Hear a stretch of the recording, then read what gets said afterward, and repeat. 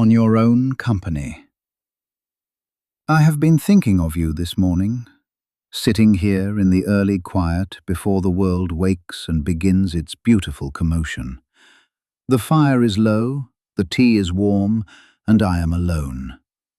And I find, to my continued surprise, that this is not a sad thing. It is, in fact, one of the finest things I know. I want to tell you about it. You and I share a peculiar habit, one common to nearly every person who has ever lived. We are remarkably skilled at avoiding our own company. We will cross a room to make conversation with a stranger whose name we will forget by evening. We will fill silence with noise and stillness with motion, and an empty hour with any errand, however trivial, rather than sit quietly with the one person we can never leave. It is, when you think about it, wonderfully absurd. Here you are, bound to yourself for the entirety of your existence, and you have barely introduced yourself. I do not say this to scold you.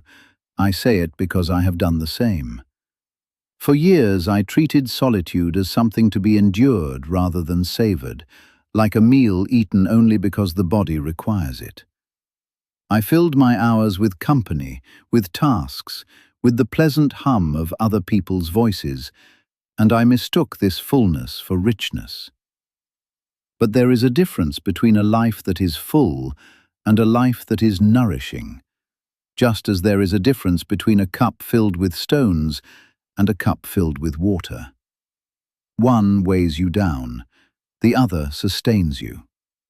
The truth, which I have come to slowly and somewhat sheepishly, is this: you are remarkable company. Not because you are perfect, not because your thoughts are always noble or your impulses always generous.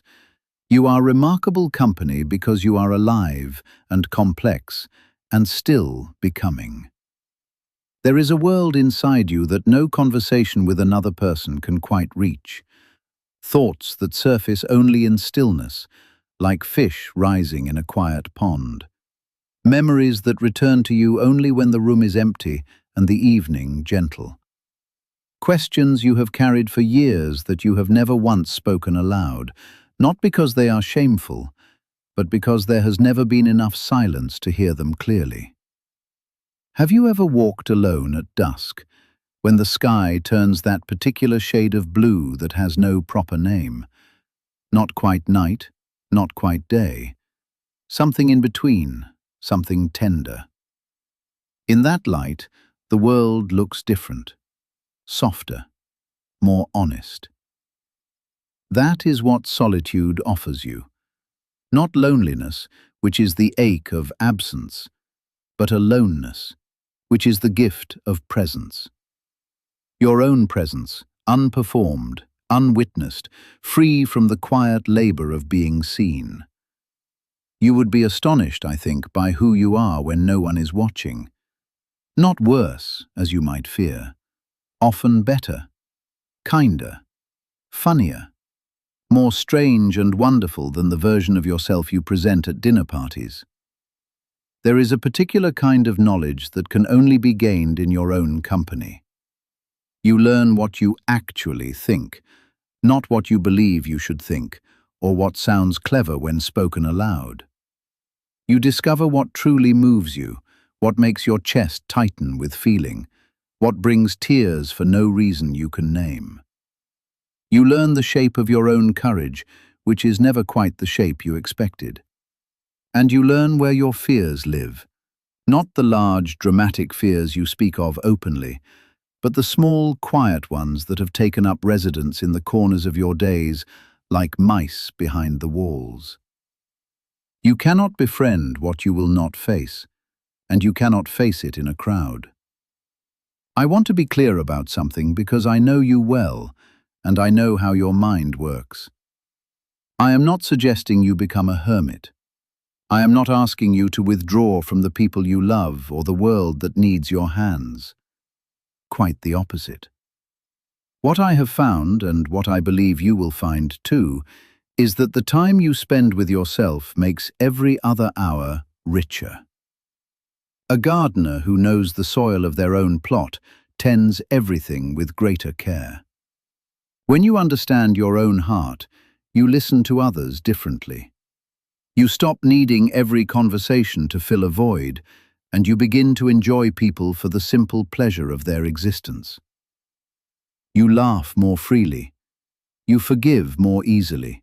You love with less grasping and more openness, the way sunlight falls across a field, without effort, without condition, simply because that is its nature. Consider the bread you love. It requires time alone to rise. The dough sits in its quiet bowl, and something happens there in the stillness that no amount of kneading can accomplish. You cannot rush it. You cannot crowd it. You simply must let it be and trust that the work is happening even when you cannot see it. You are no different. There are things rising in you that need room. Give them room. I think sometimes of the night sky, and how each star burns in its own vast solitude, separated by distances that would make the mind ache to comprehend. And yet, taken together, they compose the most beautiful thing the human eye has ever beheld. Your solitude is not separation. It is the space that allows you to shine without apology, to burn with your own particular light. So that when you do come together with others, the brightness you share is something extraordinary to behold. Here is what I wish someone had told me long ago, and so I will tell it to you now. The relationship you have with yourself is the longest one you will ever know. It will outlast every friendship, every love, every season of your life. It deserves your attention. It deserves your tenderness. It deserves the same curiosity and delight you bring to the people you admire most.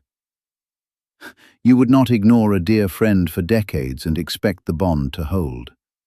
Do not ignore yourself and wonder why you feel uneasy in quiet rooms. So tonight, or tomorrow morning, or whenever the moment finds you, I ask you to do something small. Sit with yourself. Not with a book, not with a task, not with the comforting distraction of plans and lists. Just you and the quiet, and whatever rises to meet you there. You may find it uncomfortable at first. That is perfectly natural. You are reintroducing yourself to someone you have long neglected. Be patient. Be gentle. And when a thought arrives that surprises you, or a feeling surfaces that you did not expect, greet it the way you would greet an old friend appearing at your door on a cold evening, with open arms, with gladness, with the quiet, steady warmth of someone who has been waiting and who is so very glad you finally came.